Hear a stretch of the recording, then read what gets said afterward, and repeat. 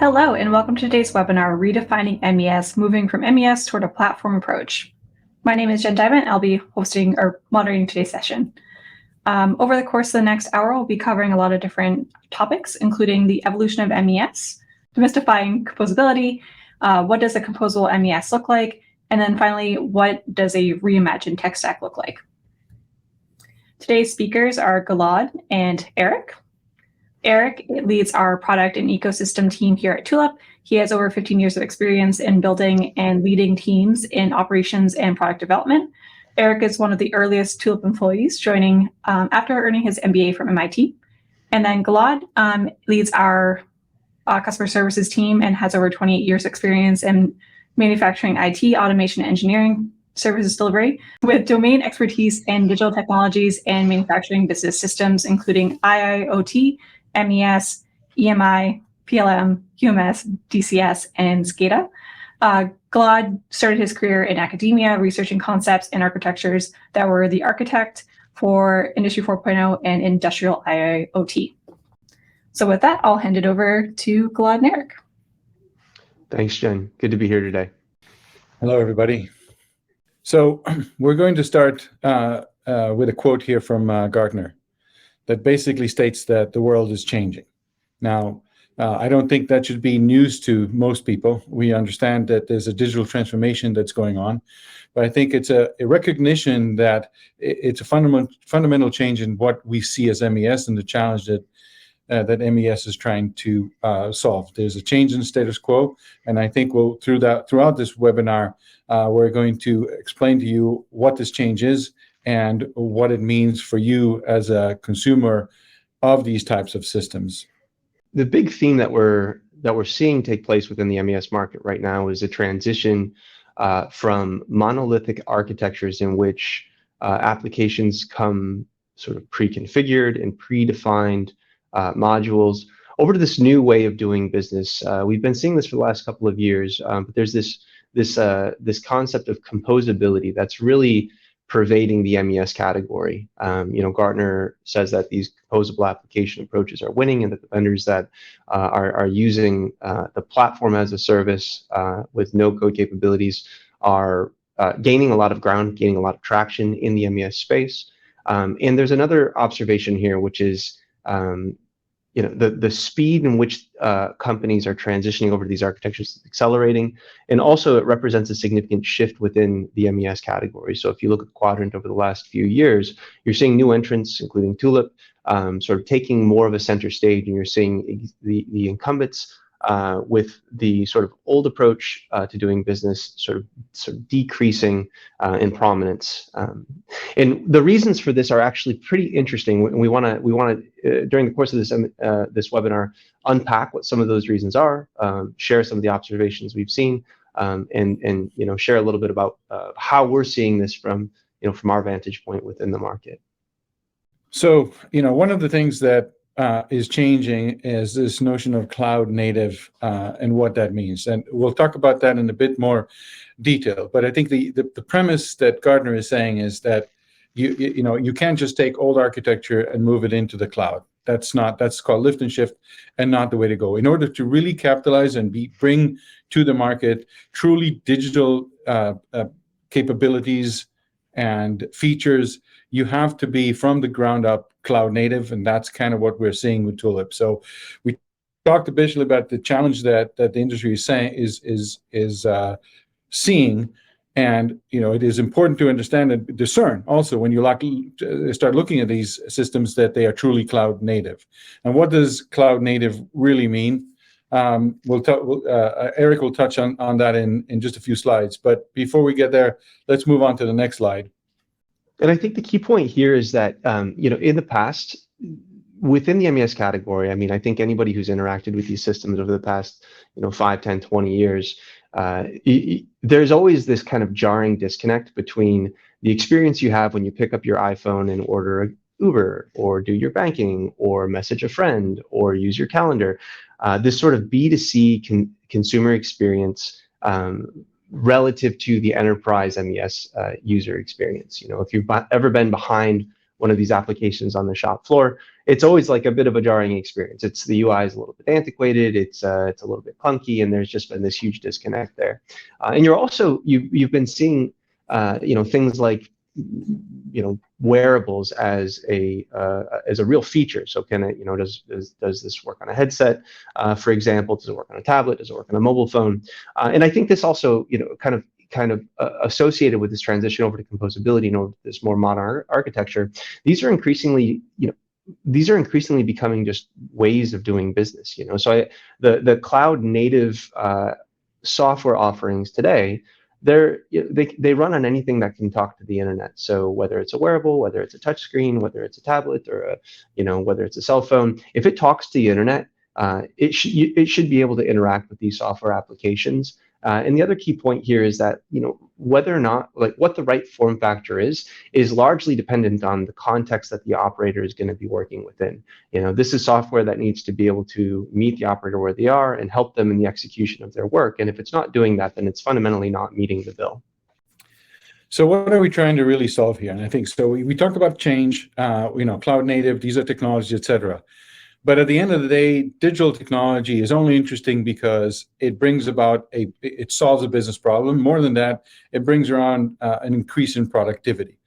And so what Gartner is emphasizing here is that there is some challenges in the business environment that are here to stay. And the digital technologies and these MESs need to be able to solve that. That's really the question here. So it's about using your your cloud native architectures to truly look at the problems you're trying to solve. And what they're saying is that in order for you, the MES of the future, where it's transitioning over to, is to enable these smart factories to increase your profitability and increase competitiveness. And we're not talking about single-digit improvements here. We need to start talking about double and triple digit improvements across the board in different productivity measures. The other challenge that we're seeing is around the workforce. We are, this, by the way, is Rod. Rod works for a company called Unlimited Tomorrow, and he's digitally native, right? So he is, first of all, not going to accept paper, but second of all, is not going to accept these antiquated monolithic systems that are hard to use and force you through non-intuitive user interface. He wants to do his job, and he wants to be able to use the data that the system captures in order to improve himself and know what he's doing. So we're seeing, a number of challenges that industries. One is being the shortage of skilled workers, and that is something that we need to look at because, you can solve that by automation, but that's not necessarily the right solution. You have to look at productivity. How do we get operators and workers to be knowledge workers, intelligent workers, and do more with what they have? The other part of it is the digitally native workforce, not only expecting something from technology, they also they move around. Transient workforces, the fact that they don't stay at the same job for a long time. So how do we enable operators to go to a job and start working with the right level of qualities and the right level of instruction with digital tools that help them and augment them and make them capable to learn faster and do things better? And so let's take a minute and just talk about some of the challenges that the MES market is facing right now. If you look at the traditional MES approach, you see some common attributes. The first is that these are very complex and time-intensive activities. You're going to, if we think about what's the process for rolling out a new MES system, typically what you're going to do is you're going to start by defining the requirements of the system. So, let me sit down with pen and paper and let me define exactly how my operation works. That's going to take maybe optimistically a couple of months, let's say. Then I'm going to go out, I'm going to, submit an RFP, I'm going to select vendors, I'm going to pick the lowest bid. Then I'm going to start the work of rolling out and customizing this MES system to accommodate the needs as specified in that requirements doc that I put together at this point, let's say 3-6 months ago. I start that work. maybe it takes 6 months, maybe it takes 9 months, and maybe if I'm lucky, I do a limited rollout on one line. And that is the first moment, 9 months, maybe 12 months later, that any value has actually been created from choosing this system. And let's assume that that goes well, and then I'm going to go ahead and have the big bang moment where I flip the switch and I roll this out across all my lines in my operation, and I hope to goodness that it goes as planned. And there you go. Now you have your MES system up and running. So a couple of problems here. First is those requirements were defined 12 months ago, and over the 12 months ago, 18 months ago, 6 months ago. It wasn't yesterday. It wasn't last week. So a long period of time has passed, and no real value has been created, but the money has been spent. And resources have been invested. Second of all, the world changes, so these are dynamic environments, and let's assume for a moment that the requirements were all perfect. Product line A sold and product line B didn't, and I needed to swap out a piece of equipment, and I turned over a third of my workforce, or 10% of my workforce. The point is, the facts on the ground have fundamentally changed, and who's to say that the thing that I defined 12-18 months ago is still the appropriate set of requirements for the system that I have here and now. Point is, these are living and breathing systems. The other problem here is that the people who define these requirements oftentimes, when you actually get down to the operation, you start actually rolling these things out, you realize that there's a little bit of a disconnect, right? Like the way you think the process runs oftentimes isn't actually how it runs. There's always a little bit of discrepancy. These are dynamic systems. They're also complex systems, which is to say that no one person knows what's happening across the whole of that system at any given point in time. But let's assume best case. Let's assume that you define the requirements perfectly. Let's assume that you spent no time going through the bidding process and no time customizing this. You just defined the requirements and rolled it out same day. Wildly optimistic, but for the sake of argument, let's assume that that's the case. There's another problem, and the problem is that as this operation continues to evolve, once the system is in place, drift starts to occur, where the needs of the operations slowly start to diverge from the requirements of the system that's been configured here. And if you don't have in place a tool that you can use to evolve with your operation, that drift is going to be more and more pronounced, and it's going to need to be propped up with some point solutions. And eventually and the point is the value is going to start to degrade over time. And then down the road, you're going to have to do an MES upgrade. Now, these are fundamental problems with the way that MES has been implemented, and lifting and shifting to a cloud architecture does nothing to address these fundamental challenges associated with MES. So let's go to the next slide here. So the point here is that architecting a modern MES system, it's about a whole lot more than simply moving to the cloud. Gartner has quite a bit of commentary around this. They'll say that they see the acceleration of traditional application architecture from that more rigid monolithic architecture that I just described in the previous slide over to this composable approach. And the key concept here of the composable approach is that you can build things kind of as you need them. You can build these things iteratively. We're going to talk a bit more about microservices here in a moment as well. But the idea is that you can swap out pieces of this architecture when and where you need. Now, this is true of the back end. How are you actually configuring and building the platform? It's also true of the system that ends up being implemented. So, we call these packaged business capabilities apps or automations, workflows. They're discrete, finite pieces of logic and UI that work to accomplish a specific objective. But if you no longer need to solve that problem, or the operation evolves, you can either evolve or deprecate these applications, and you can do it real time. So some questions to be mindful of when you're thinking about, is this the appropriate, is the MES that I'm considering the correct decision from an architecture perspective? They might say, hey, good news, we migrated to the cloud. But the real questions are, what does it take to deploy a new instance? How does this perform at scale? And if within the context of a composable application, users are building things that create additional demands on the system, what is the real-time horizontal scaling capabilities of that system? What's the UI? What's the operator's experience? I mean, is this helping them do their job, or is this just another administrative burden for them? How do I update this? How do I upgrade this? So some questions to keep in mind here. Let's go to the next slide here. Now, this meme has passed through my inbox, I don't know how many times, maybe 5, 10 times.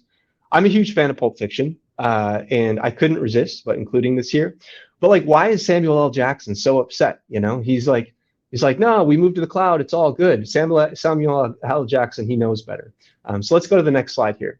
I want to talk a little bit about like why Samuel L. Jackson has such strong feelings about lifting and shifting, lifting and shipping your architecture. So the first here, I want to unpack this concept of what is a microservices-based architecture. Why is that so important? And then what's this kind of the other side of that, this monolithic? Traditionally, it's been largely on-premise, but you can also have the same architecture in the cloud. And that's a key point of differentiation that I really want to make here. And again, getting to the root of why Samuel L. Jackson takes such issue with this claim. So the first is, let's start with microservices. The concept of microservices is that you have all of the backend services behind an application or behind a platform are decoupled but aligned. They communicate through a standard set of APIs.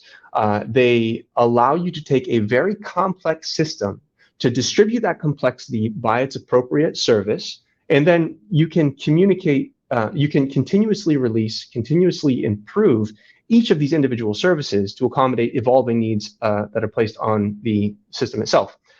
These are also typically associated with open architectures. So open APIs for all, you can plug other things in, you can swap other things out.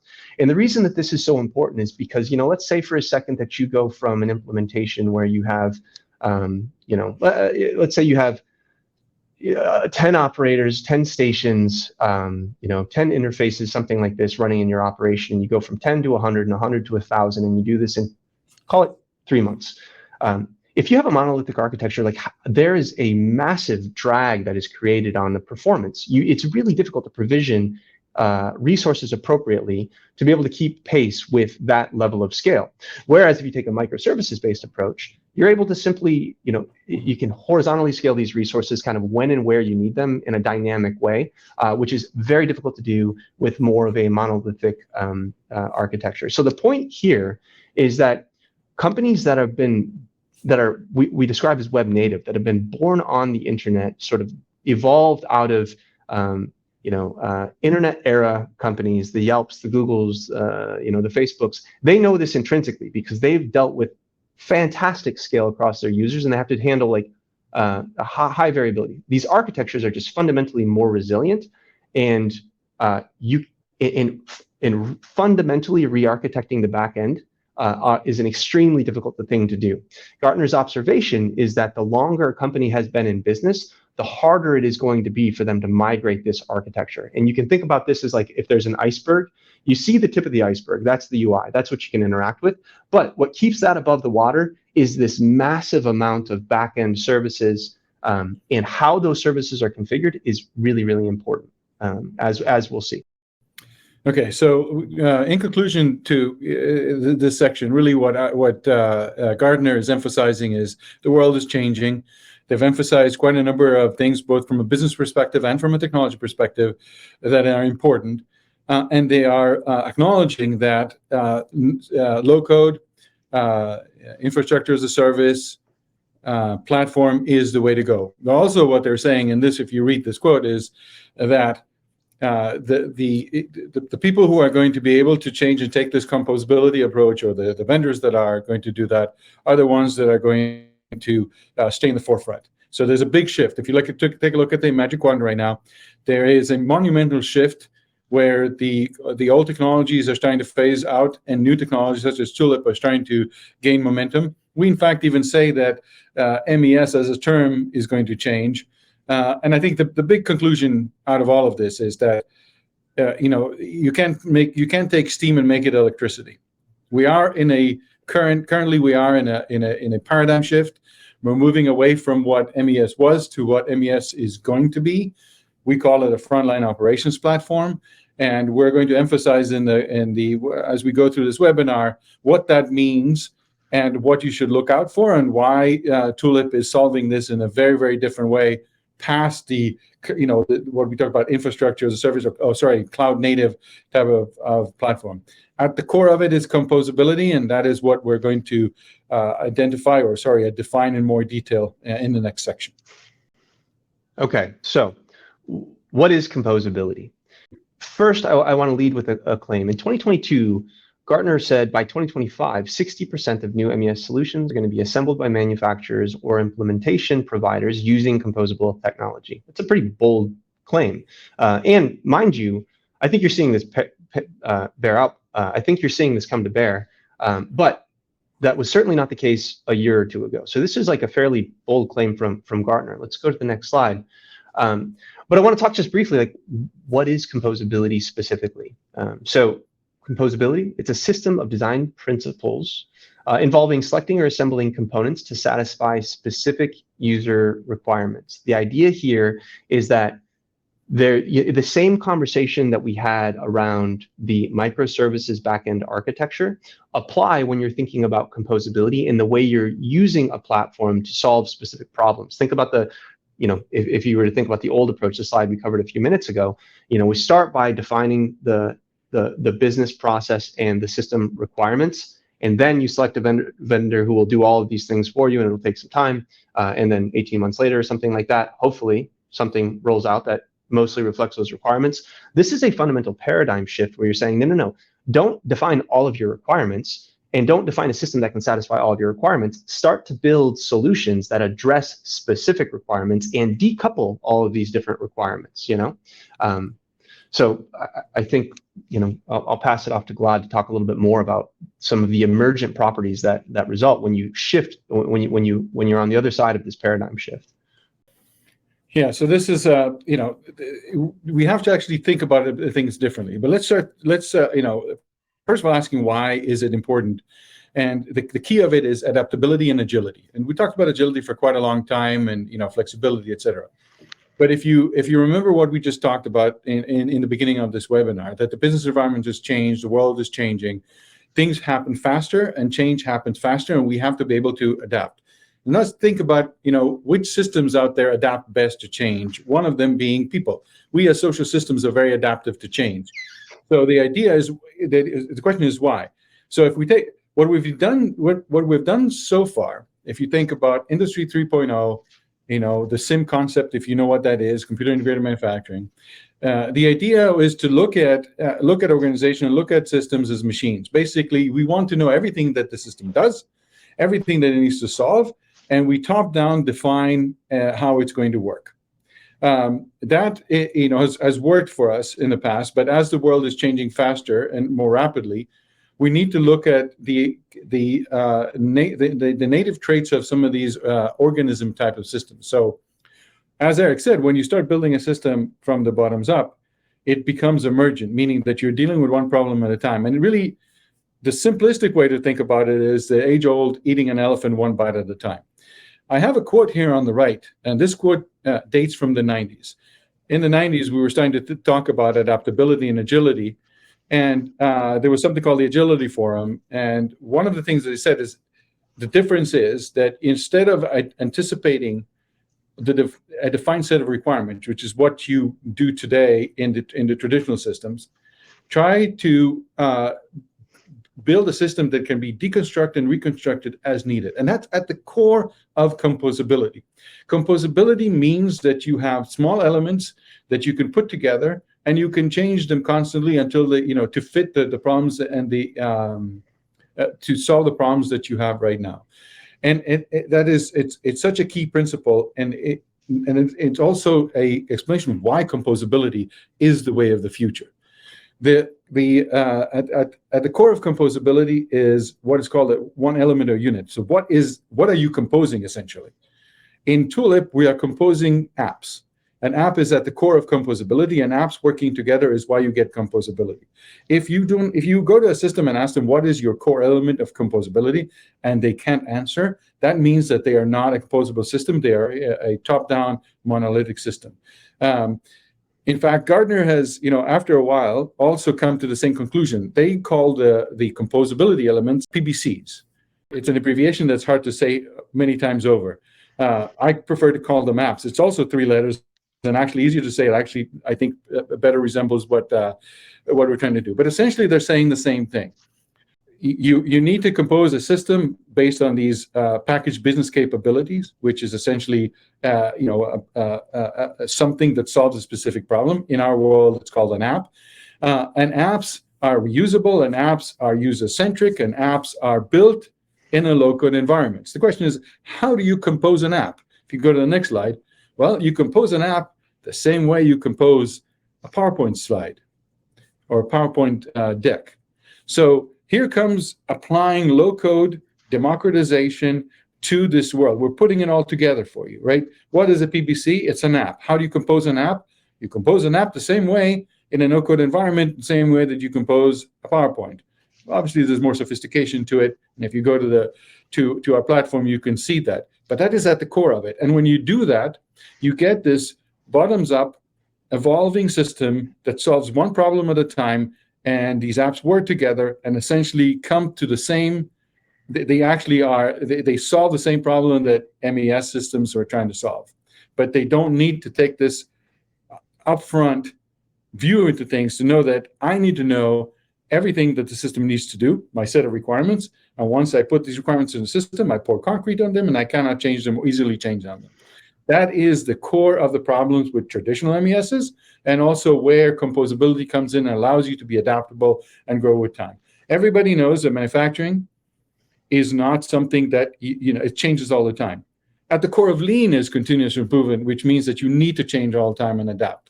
That's why composable is important, and that's why apps are important in this framework. So let's talk a little bit about how you actually do that. If you think back to that earlier graphic I showed for like traditional MES implementation, define the requirements, pick the vendor, long time, big bang. There's another way. And if you were to do this using composable technology, post paradigm shift, like how would you approach this problem? I want to just explain this graphic to you a little bit. So value on the y-axis, time on the x-axis, both of which are variable. Rather than saying, and basically, let me walk you through here a little bit. All of the dark blue blocks are requirements that exist. All the light blue blocks are requirements that you have, but you don't know exist yet because you haven't gotten there yet. Maybe this is a future continuous improvement activity. Maybe this is a problem you didn't know exist. My point is, like, if you were to go ahead and define all of your requirements, you're basically going to get the aggregation of all of those dark blue blocks, and you're going to miss the light blue blocks. Rather than trying to build, and also there's a prioritization problem here, right? So like some of these requirements are more important, create more value than others. Some of them are much easier to solve than others. And so you can do, if you were to list these out and do an ease impact analysis and say, let's identify our low hanging fruit. Let's identify the problems that if we solve these problems would create the biggest value, and solving these problems is relatively easy compared to some of the other challenges that exist there. And let's structure our implementation plan accordingly. Let's get our feet, let's get moving here. Let's get let's start running with this new technology. Let's get some wins on the shop floor, and let's identify a couple of these easy wins, high impact for our pilot. It's gonna be limited scope. We're gonna roll it out on one or two capability areas on one or two lines. But we're going to learn in doing that, and then we're going to say, okay, great. But by the way, this pilot, you can do this in a couple of weeks. You don't need 6 months, 12 months to start getting value from your implementation. Then you're going to apply all of those learnings to the next problem that you decide to take on, and the next problem you decide to take on. You'll notice that there's a little this little arrow that's in some of these blocks. That represents the fact that your work is oftentimes not done. It's not like you're going to build. You're not going to solve a problem and then walk away from it forever. Gilad, I really like the way you framed it. You're not going to pour concrete on these solutions and then walk away. There's an idea that you're going to, as the operation evolves and as problems emerge and as new challenges arise, you're going to iterate on your existing solutions to keep them current with the reality of the demands here. And in this way, what you're able to do is get a lot of the value that you would get from a traditional MES really early with relatively minimal effort relative to a traditional MES implementation. But then you're also going to leave the door open to continuous improvement. And this has exponential value gains down the road when you've transitioned your workforce from forcing compliance with a rigid and predefined system of interaction to giving them tools to solve the problems that they're facing day in, day out, with, of course, all of the governance and all of the permissions that are necessary in these types of environments. And I think it's worth mentioning that Tulip is, CFR 21 Part 11 compliant, and all of this can be validated in a life sciences context or in other regulatory regulated environments. So let's quickly go on. But this is like fundamentally a different way of adopting software that is directly on building with this composable approach to system implementation. So let's quickly go to the next slide here, and I want to touch on a couple other concepts. The first here is that embracing this new approach, it does require a shift in the way you think about ownership, the way you think about culture. And technology here is not the solution. Technology is just the tool, but the real solution comes from a sense of ownership on the shop floor and a culture shift that you realize through the adoption of these composable technologies. And so again, to Gilad's point here, this is these applications are. These apps are built to serve the operation and to serve the operators. So, why did we model the Tulip platform, at least the app canvas, after visual presentation software? Well, quite frankly, because it's a really good way to build a UI that people want to engage with. It makes it really easy to surface the right information to the right person at the right time.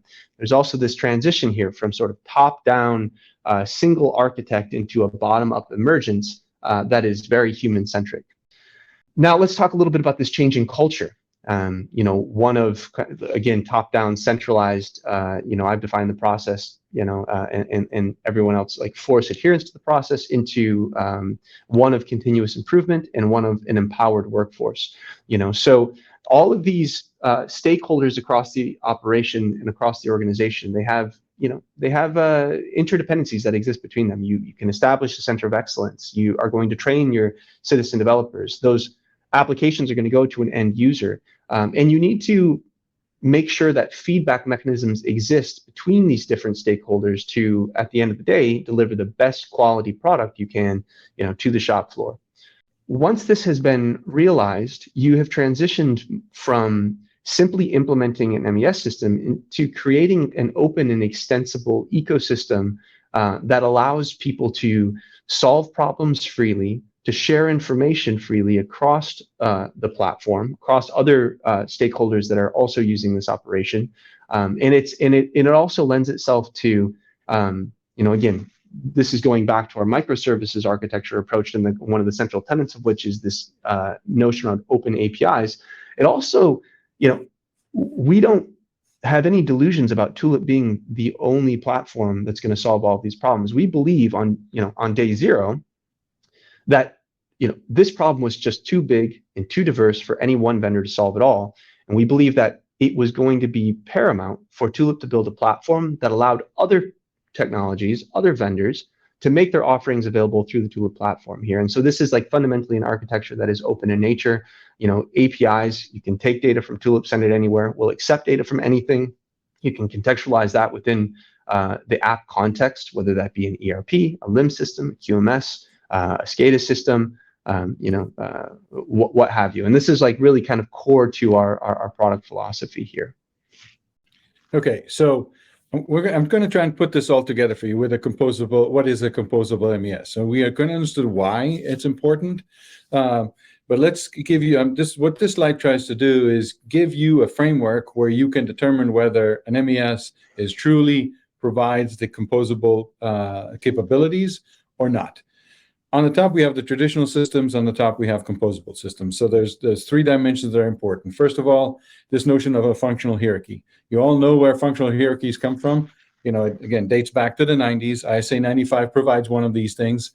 When you move into the modern digital technologies, we're not talking necessarily about functional hierarchies. We're talking about edge and cloud, how infrastructure as a service, platform as a service, software as a service, and those types. It's less kind of a module. We talked at length about that. The next is this top-down versus emergent control. And I talked about that at length. You cannot, if you want something to be adaptable, you cannot try and understand all that it needs to do, because as soon as you've done it, it's going to change. emergent type of solutions, such as composable solutions, provide what's called emergent control. So there's no it's not that there's no control. Control in the final solution emerges by building from the building blocks. And in order to get there, in order to truly compose things the right way, we have to shift away from this process-centric thinking. The idea of, even ERPs work this way, and you all know the pains that come with ERP. Before you start an ERP implementation, you have to draw down the business process, and then you lock it down because that's what gets put into the system. Same thing happens with a workflow or a recipe in MES. And when you compose solutions in a platform like Tulip, we're not looking at necessarily at the process. The process, again, is emergent. We're actually going to a specific location where somebody is doing some work, and say, how can we support the operator doing the work at that location? So human-centric is much more than just an intuitive UI. It's building a composable app that solves his problem where he is. And you don't have to look further than your mobile phone to see what those human-centric apps do, right? If you use Uber and Lyft, you're not adhering to a taxi service or a central dispatch taxi service. You're simply opening an app that knows where you are and clicking on a button that says, I need a taxi right now. That's a human-centric solution, and that's what we're trying to do with Tulip. Now, in order to have a composable platform, certain things need to be put in place as part of that platform. Again, these are just simple things that you can ask to say, is this a platform that is truly going to enable composability? First, modern digital systems have self-serve. You don't need to be trained. Nobody has trained you in using Uber and Lyft. Nobody needs to necessarily, they're intuitive. And if you do need to, there's videos that can teach you how to use the system with online help. That is self-serve. On top of that, since these are centralized systems that come as a platform, the governance is inherent in part of them. And we won't get into this right now and how it's done Tulip, but the fact that you are actually being able to see everything centrally in the cloud gives you rich capabilities to govern the system. Extensibility, that's obvious. When you have something that is as easy as to compose as PowerPoint, extensibility is easy. You can add a slide anywhere you want. It just fits in. Scalability and adaptability, that comes from that from cloud native infrastructures, and we talked about that. Whether I am supporting one small site or hundreds of sites, the same infrastructure is able to do that because it's a multi-tenant SaaS type or PaaS type of platform. Human centricity, I talked about it at length. How easy is it to use? How long does it take you to train somebody to use the system? Do you need specialized skill set? Are you providing, native UIs to your, or capabilities of native UIs to your operators? These are things that you can ask, and you get it's very easy to determine how, whether these are truly composable approach or not. And last, compliance. Obviously, in certain industries, it needs to provide the regulatory means or the regulatory tools to let you achieve compliance. And with that, let's take a look at what it really looks like. What you're seeing now is how you go about building these applications. We're going to do this a little bit backwards. So, when we talk about composability, these are the elements that you're using to make these applications. As you can see, if you've built a PowerPoint presentation, if you're comfortable in Excel, and if you understand if then else logic, this is going to be a very comfortable place for you to start engaging with the operation and building these types of apps. Now, in just a moment here, what you're going to see is an example of a shop floor. So, this is a typical assembly operation. This is a medical device operation. And you can see the value stream up there on the top. And you can see all these different little sections within the operation that have different applications that are connected, but they're solving different problems with a different UI and different business, the PBCs, the packaged business capabilities. So again, each of these applications has specific function. That function is appropriate for that part of the operation. Each is designed to solve a specific set of problems. And importantly, you could swap out any single one of those applications and replace it, or you could iterate on any of these applications using that no-code editor that you just saw a moment ago. Yeah, so talk a bit about benefits of composability. I think we've covered many of these things, but again, these just gives you kind of idea, and also things that you can determine whether composable or not. First, it's faster implementation time. Notice the unit of measure here. It's weeks and months. The last one is year, but at the same time, look, it says 53 sites. This gives you an idea of how fast you can do these things. And it's a great question to ask, because adaptability also means speed.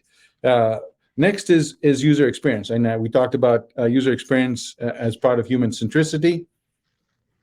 And again, when you have a better user experience, you get more enabled and empowered operators, and you start seeing these increases in productivity. Remember, in the digital world, increases in productivity is going to come from the human side. It's going to come from the human operators. We can only, you can only automate so far, but if you really want to have order of magnitude change, you need to focus on your operators.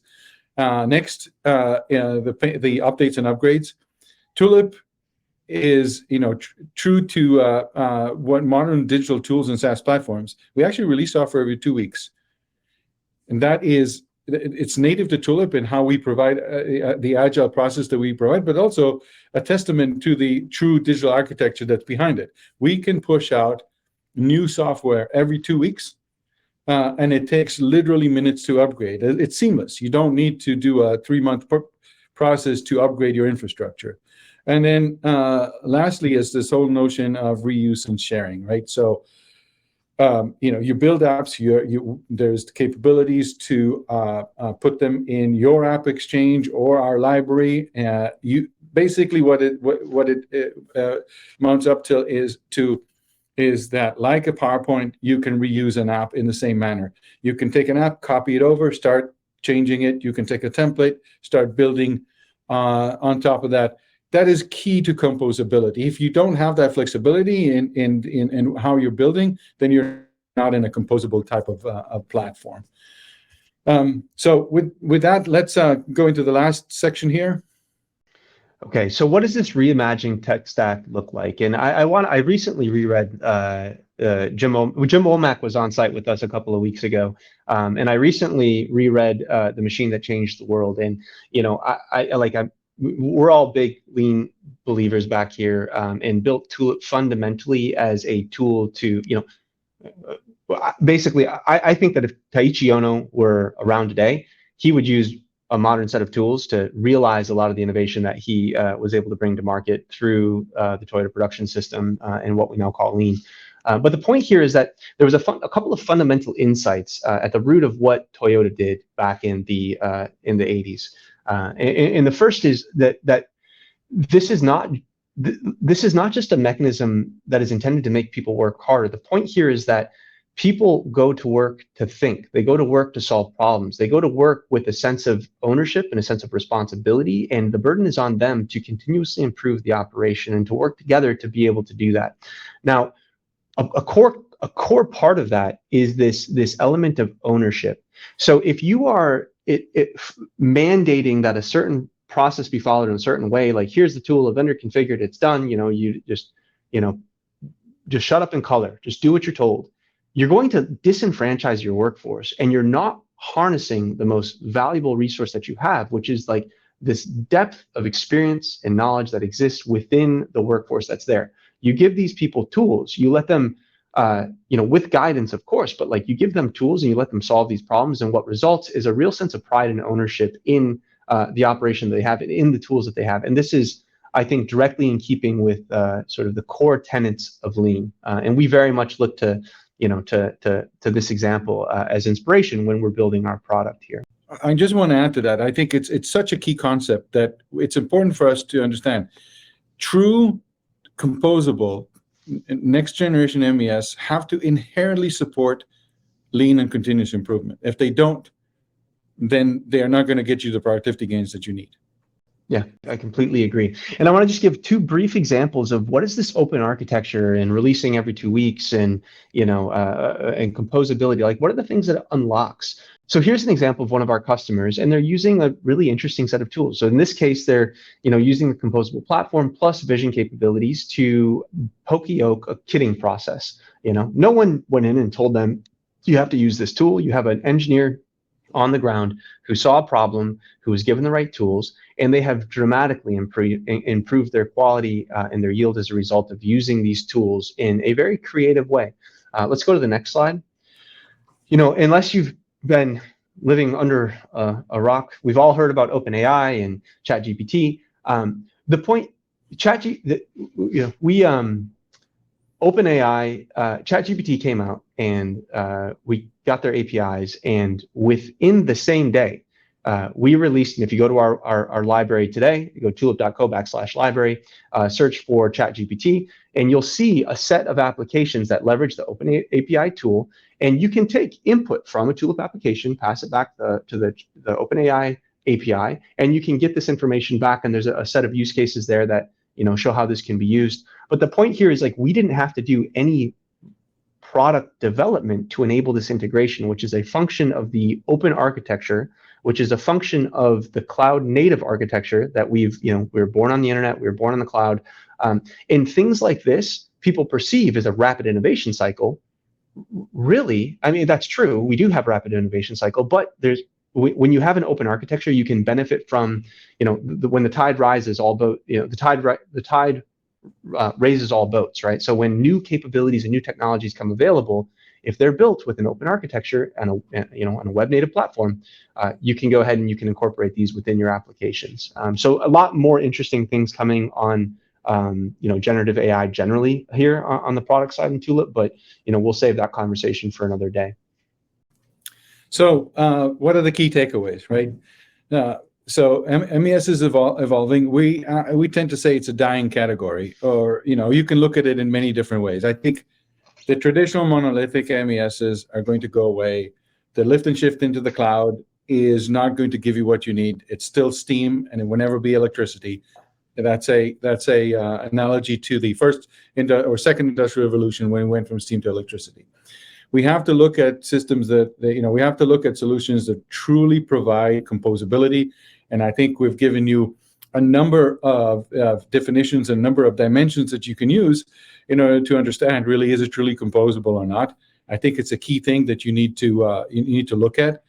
Think about speed. Think about how easy is it to upgrade, how easy is it to provide rich UIs, enhance the operator experience, and then this notion of empowering innovation. And I've seen already a number of questions and actually chats and people responding to how do you manage all this composability, which is a great question, by the way, in your enterprise.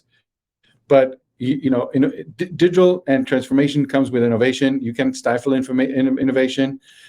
We need to move this forward, and the only way we're going to transform and truly gain productivity increases is by being open to this type of new innovation. So with that, I think we've finished the presentation part of it, and I'll hand it over to Jen.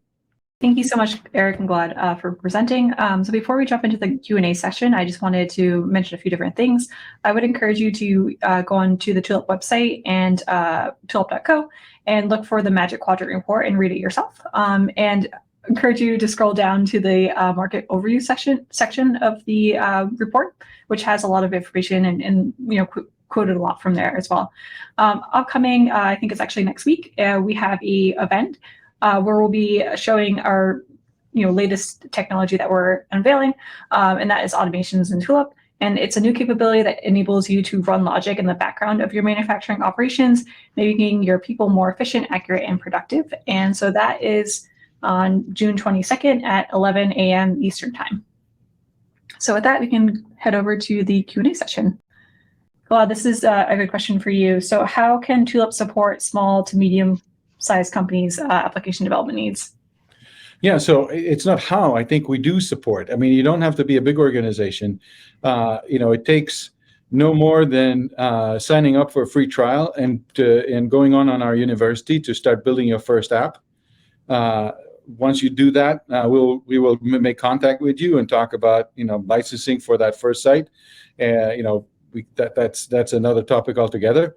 But we have currently more than 700 customers. I would say that a majority of those customers are actually small and medium businesses. So we have mom and pop shops to single site companies that are using Tulip. Some of them with complete self-serve, meaning that they went on university, they got the online resources, and are already building apps within the first two or 3 weeks. So again, there's nothing stopping you in using this technology. It's not meant only for the big companies. We have plenty of examples of very small companies doing things in Tulip that are great. And then if you contact us, we can give you some insights into what they're doing as well. Okay, there's another question here just about like customization and how that works with upgrades. And then added on to that is another question on personalization and how that extends the length of implementation. It's really important, when you say customization, there's like the legacy of how these systems have been delivered in the past that I kind of hear in the question. So I think it's really important, and I want to emphasize, there is a single code base running across all 700 customers at Tulip. So Tulip does not customize our code for any one customer. There's a single code base, and when we upgrade Tulip, the whole code base gets upgraded. Now, we do have long-term support releases, and so those have a different upgrade cycle, but fundamentally there's they upgrade from LTS 10 to LTS 11, and LTS 11 represents the code base that's current at that time. So any customization that happens isn't customization, it's configuration. You're taking the primitives that we make available in the Tulip platform, you're building applications, and then when we upgrade the core platform, we ensure reverse compatibility with all functionality. So, this upgrade will happen in the background. You won't even know that it happens, except someday you'll show up and there's like new capabilities that are available. So there's no tension between our upgrade cadence and having to ensure that your applications remain functional post-upgrade. And then Gilad, does personalization extend the length of implementation? I think that's a question rooted in a kind of a traditional monolithic system. At the core of, because you're composing, customization is just, you're customizing from the second you're building the first app. Apps are built together with operators to solve the problem. So you are just, you're building an app, and we don't call it customizing. We're actually tailoring it to exactly what needs to happen. And an app is not, so once you build an app, as we mentioned in the presentation, it's not done. We expect apps to be iterated on a daily basis. That's the core of this continuous improvement. If a system does not support continuous improvement, then it's not digital. An app is supposed to have a life cycle where you continually improve it. What we advocate is, customers ask us, where do we start? Do a Gemba walk. Find a problem, start solving it. Error-proofing a process. We put a simple error-proofing in place. We put it to the operator. The operator says, well, I need to change these 3 things. We go back, and within a minute or 2, it's back with the changes he put in. Again, fully governed with full governance control about how these applications get put to the floor. We're talking about constant change all the time. That's what composability is all about. Perfect. And so there's another question here. I've seen companies where IT is against the concept of system development since they feel they're losing control, open the door to vulnerability, security, etc. How do you mitigate the situation? We see both sides. We have IT departments that are champions of bringing a platform and basically creating a safe space that gives the business what they need and gives the operations what they need. But then, so for example, if they want to solve a specific problem, if they want to understand progress relative to target, if they want to understand first pass yield or, root cause of inequality errors that have been, produced in the shift, or if they want to understand, downtime of the machines by root cause, why is the machine down, and take actions to prevent that. IT doesn't care about that data. That's an operational issue, right? Now, IT does care about what's the interaction between Tulip and the rest of their digital infrastructure? How is Tulip transacting data back and forth with the ERP? What are the security considerations? Like, how is this? So my point is, we work really well with IT, and IT has a very important role to play here, which is ensuring that this platform is made available in a way that makes sense and satisfies the security requirements of the organization and maintains the integrity of the system of record when you're interacting with things like ERP or LIMS systems, PLMs, et cetera. So, sometimes it takes a little while for the IT department to get on board because they say, wait, we build applications. The operators don't know what they're asking, or not operators so much, but the frontline engineers don't really know what they're asking for. And then we see the other, and typically, they come around, or we'll see the other side where they're very progressive in this front. But it's really important to point out that you can't create like a security vulnerability by using the Tulip platform. Those controls are permissioned and would be in the domain of IT. So there's like good controls around that. There's a question here. Does Tulip have integration partners to support companies' use of Tulip? Yeah, I just answered that in writing. So yes, we have a partner program. It's part of our business model. Plenty of integrators. There's certifications for these integrators or channel partners. We can get you more information about that. Jan, if I could just really quickly answer your last connection, MQTT bidirectional, we're targeting for Q2 this year. So give us another. We're working on it right now. Don't hold me to the timeline. These things are a little bit flexible. We're working on it right now. You should have it in a quarter. And then is Tulip fit for process industries? A lot of the Tulip marketing is centered around discrete manufacturing. Yeah, that's a great question, because that's another key principle that comes from this bottoms-up composable approach. The modalities of your industry are not impacted, or in other ways, because you're doing a composable approach and you're tailoring applications that way, we can basically support or service all industries, both process, batch, discrete. And that's a key principle of adaptability and change. And again, I emphasize that if a platform can only do discrete or can only do process, it is not a digitally native platform. It's not composable. It's a key attribute of composability. So the answer is yes, and we do, by the way. I mean, we have process, pharma, discrete, manual assembly, highly automated, nearly manual, across modalities. Great. And then it would be great to run MES microservices on the edge too. Do you consider moving towards a decentralized MES in the future instead of a centralized MES in the cloud? Yeah, it is important to mention that we haven't talked about in this, but we do have an edge offering. So we have our Edge MC, we have our Edge IO that allows you to do like last mile connectivity to devices. That compute happens locally at the edge as well. So if you're running something like an AI or like a machine learning model at the edge, you don't have to send all that data round trip to the cloud. That does execute locally there. It's also really important to mention that these applications, the logic executes at the client level, so that all does execute at the edge. So we do have, we're a cloud native. We do have a hybrid architecture. So a lot of the logic does execute at the edge. Where you have a dependency on the cloud is when you're referencing like a shared resource, either a connection to a third-party system or to a global asset like a table or an automation or something like that. Perfect. So I think that brings us right to the top of the hour. So thank you everyone for attending. And thank you, Gilad and Erik, for presenting. For the questions that we did not get to, we will be following up with you with answers, and looking forward to having you guys on future webinars. Thank you very much. Thanks, Jen. Real pleasure. Thank you, everybody.